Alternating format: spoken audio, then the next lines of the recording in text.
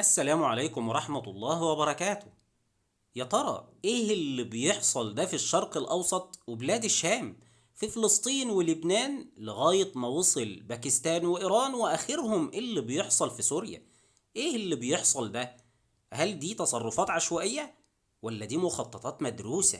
قبل ما نتكلم مع بعض عن اللي بيحصل في سوريا دلوقتي وألفت نظركم لبعض الأمور اللي ممكن تكونوا أول مرة تاخدوا بالكم منها، أحب الأول أقول لكل إخواتي وأصدقائي اللي متابعين الأحداث اللي بتحصل حوالينا دلوقتي في كل مكان وفاكرين إنها أحداث سياسية، أحب أقول لهم خالص مفيش الكلام ده.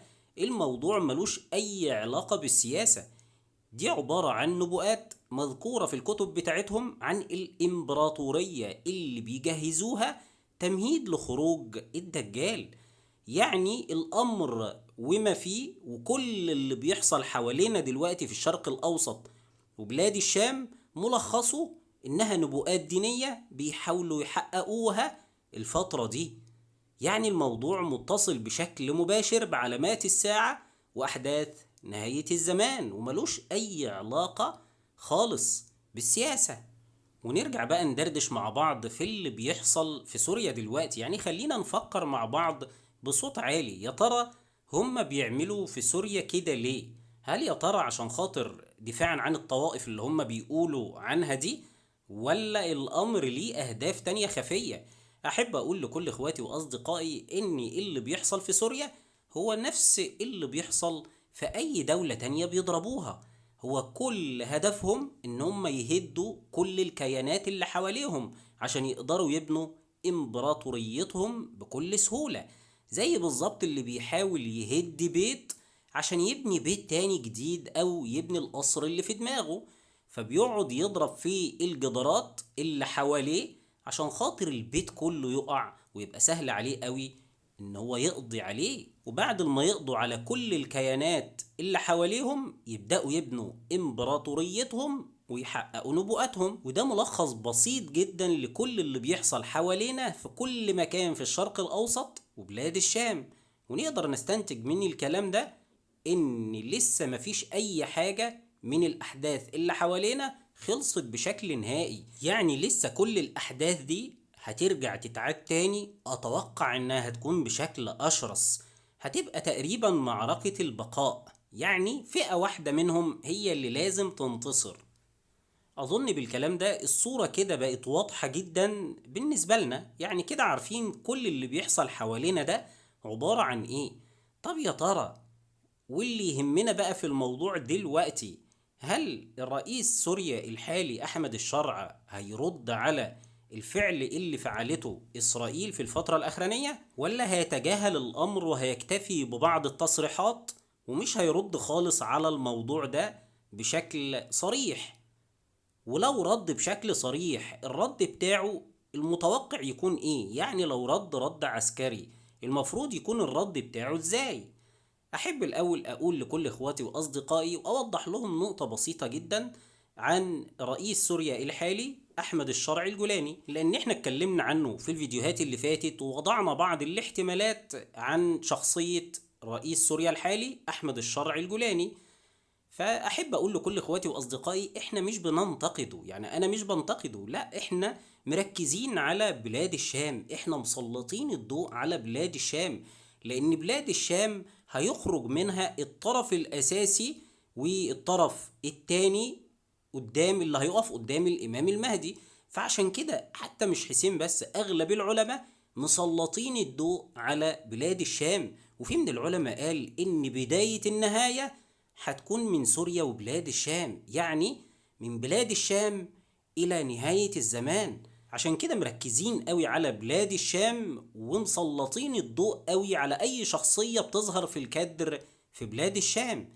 ففي الفترة الأخرانية هي دي الشخصية الوحيدة اللي ظهرت، وسبحان الله يعني أغلب الاحتمالات أو أغلب التوقعات أو أغلب المعطيات اللي عندنا بتنطبق عليه. مش عاوز أتكلم في الموضوع ده لأن اتكلمت عنه في الفيديوهات اللي فاتت باستفاضة، لكن إحنا كل اللي يهمنا واللي عاوز إخواتي يعرفوا إن إحنا بنتكلم عن بلاد الشام وعن أي شخصية بتظهر في الكادر في بلاد الشام، وملناش أي علاقة خالص برئيس سوريا الحالي أحمد الشرع. احنا بنحلل الشخصية وبنشوف هل هي دي الشخصية اللي النبي صلى الله عليه وسلم قال عليها إنها هتعادي الإمام المهدي في نهاية الزمان وهيتخسف بيه الأرض، ولا مش هي دي الشخصية ولسه بدري على ما الشخص تاني يظهر قدامنا. يعني ده كل الموضوع اللي احنا بنطرحه، بنتكلم على علامات الساعة وأحداث نهاية الزمان، مش بنتكلم عن أشخاص ولا بنحلل الأمور من منظور سياسي، دي مش بتاعتنا. احنا بنتكلم عن علامات الساعة وعن الأحداث اللي النبي صلى الله عليه وسلم قال لنا إنها هتحصل في نهاية الزمان. طب نرجع بقى بسرعة كده عشان ما نروحش بعيد، نرجع بسرعة لرئيس سوريا الحالي. هل متوقع ان هو يرد على اللي عملته اسرائيل في الفترة الاخرانية في سوريا، ولا هيكتفي ببعض الجمل وبعض التصريحات السياسية ومش هيكون ليه ردة فعل عسكرية؟ طب احنا بنقول الكلام ده ليه يا عم؟ احنا مالنا؟ لا، استنى معايا شوية. احنا من ردة فعله هيبان كل الكلام اللي احنا قلناه في الفيديوهات اللي فاتت. يعني يفترض ان من ردة فعله هتظهر حقيقته. هل هو شخص فعلا قيادي جهادي، ولا هو قطة سيامي تم تربيته على ايد الكيان؟ ده اللي احنا نقصده من ردة فعله. خلينا فاكرين احنا مش بننتقده، احنا عاوزين نوصل للحقيقة. هل هو السفياني فعلا؟ هل هو جزء من الكيان وهيحصل التسلسل اللي قلناه في الفيديوهات اللي فاتت، ولا هيفاجئ الناس كلها بردة فعل قوية يرد فيها على اللي عملته إسرائيل في سوريا في الفترة الأخرانية؟ يعني أسيب لكل إخواتي وأصدقائي الرد على السؤال ده، وكده كده إيه الأيام اللي جاية هتظهر لنا الحقيقة فين. يعني ردة فعله هتبان. إحنا لغاية دلوقتي ما شفناش غير شوية تصريحات، إحنا ملناش دعوة هو يعمل إيه. لا، إحنا بنتوقع شخصية أحمد الشرع الجولاني من ردة فعله على اللي عملته إسرائيل في الفترة الأخرانية. يعني لو طلع احتمالنا غلط، التوقعات اللي احنا توقعناها غلط، وطلع هو فعلا شخصية قيادية جهادية، معروف الشخصية القيادية الجهادية ردة فعلها بتكون ازاي في الحالات اللي زي دي. ما بيطلعش بشعارات ولا بيدي اعذار ايا كانت. هو ده اللي قرأناه عن العقلية الجهادية، وكمان شفناه في امثلة على ارض الواقع في افغانستان وردة فعل باكستان. هتقول لي ما الدولة دي غير الدولة دي، هقول لك مين اللي قال كده؟ العقلية الجهادية ما بتديش أي أعذار حتى لو هي ما عندهاش أي إمكانيات. طب هنقول إن هو راجل سياسي بيتعامل بشكل سياسي، مش عاوز يضر الشعب بتاعه.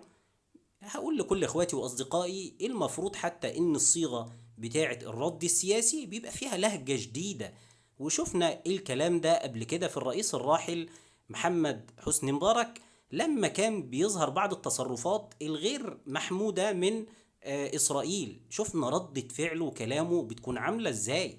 يعني ده رأيي ووجهة نظري في النقطة دي وفي الموضوع ده. أنا مش شايف قدامي غير ردة فعل الطسيامي، وهنا مش تقليل من شأنه أبدا. احنا زي ما بنقول مسلطين الضوء على الشخصية مش على الشخص. الشخصية يعني اللي هو الجولاني هو الشخص اللي النبي صلى الله عليه وسلم قال إن هو هيحكم بلاد الشام في نهاية الزمان، ولا مش هو؟ ومن ردة فعله بنقدر نعرف هل هو ولا لأ. وهنا المقصود بالتشبيه قطة سيامي بمعنى تم تربيته وهم اللي ممكنينه من السلطة. يعني ده رأيي ووجهة نظري في الموضوع ده، وارد جدا تكون غلط، وأحب أشوف آراء إخواتي وأصدقائي في التعليقات عن النقطة دي. هل ردة فعل رئيس سوريا الحالي على اللي عملته إسرائيل في سوريا في الفترة الأخرانية هل ده طبيعي للعقلية الجهادية واللي يفترض ان هو اتربى عليها، ولا هل دي حنكة سياسية؟ يعني احب اشوف اراء اخواتي ووجهة نظركم في الموضوع ده في التعليقات. واتمنى طبعا من كل قلبي ان التوقعات بتاعتي تكون غلط، وكل الشعوب العربية والاسلامية يعيشوا الحياة اللي بيتمنوها. احنا كل اللي بنعمله ان احنا بنسلط الضوء على كل الاحداث اللي بتحصل حوالينا في كل مكان، وبنشوف هل الحدث اللي حصل ده من ضمن الأحداث اللي في النبوءات بتاعتنا ولا لأ. وهو ده الهدف من الفيديوهات اللي بنقدمها وبنشاركها مع كل اخواتنا وأصدقائنا. أما بقى أي حد من اخواتي وأصدقائي عاوز يتابع معانا تسلسل أحداث نهاية الزمان، ويعرف وصف نهاية الزمان والأحداث اللي هتحصل فيه من أحاديث النبي صلى الله عليه وسلم، ويطابق معانا الأحاديث دي بالواقع اللي احنا عايشين فيه، عشان نعرف احنا وصلنا لغاية فين من محطات نهاية الزمان، والمحطة اللي جاية احنا داخلين على ايه. يدوس اشتراك معانا في القناة ويستنى الفيديو اللي جاي.